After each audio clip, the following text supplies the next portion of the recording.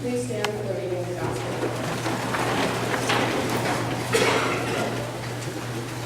Matthew chapter 6, verse 34. So do not worry about tomorrow, for tomorrow will bring worries of its own. Today's trouble is enough for today. The word of the Lord. You may be seated.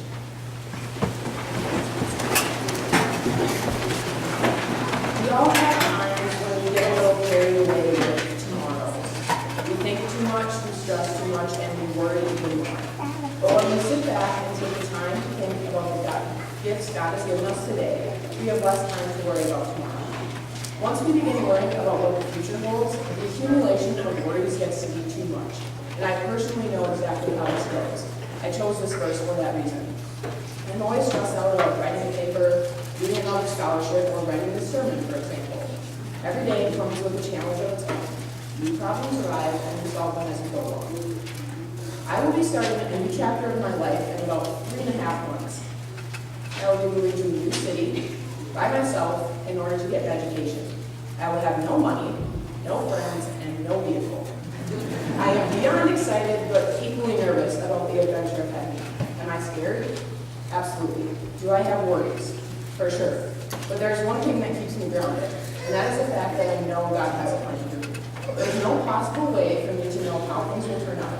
And there isn't a whole lot I can do to prepare. So if I have to worry, I should worry about what I can do now. I know not to let the stress of the future overcome my need to be in the present. Why should I take the time to worry about what could happen when I have so many things to enjoy now? I'm a senior in high school. I have approximately 29 school days left until I graduate. I have papers due and scholarships coming out of my ears, but I'm focused on today. If I continue to think about all the things I have to do this week, this summer, or next school year, these 29 days until graduation are going to fly by, and I know for a fact that I will regret it if I am too focused on what could be. For example, we all have that favorite book or movie, but how many of you either are this person or know a person who has to know how it's going to end before they get halfway through it? They're just too anxious. The suspense is killing them, and they need to know what's going to happen. Personally, I hate it when people ask me how something ends because I think it ruins all the fun.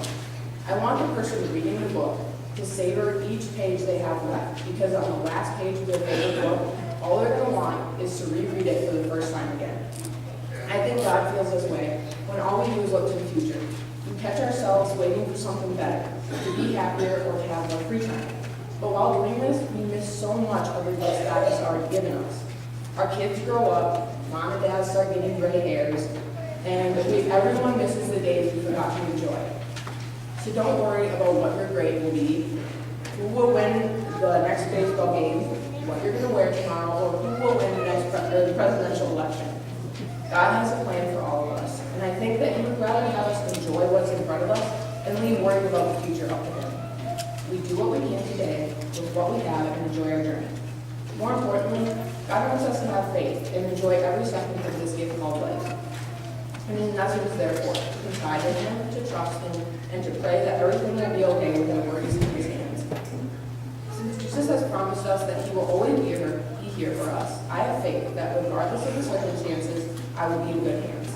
I will be taken care of, and because of His promise, it makes the future a little less scary. I have faith that Jesus will do what is best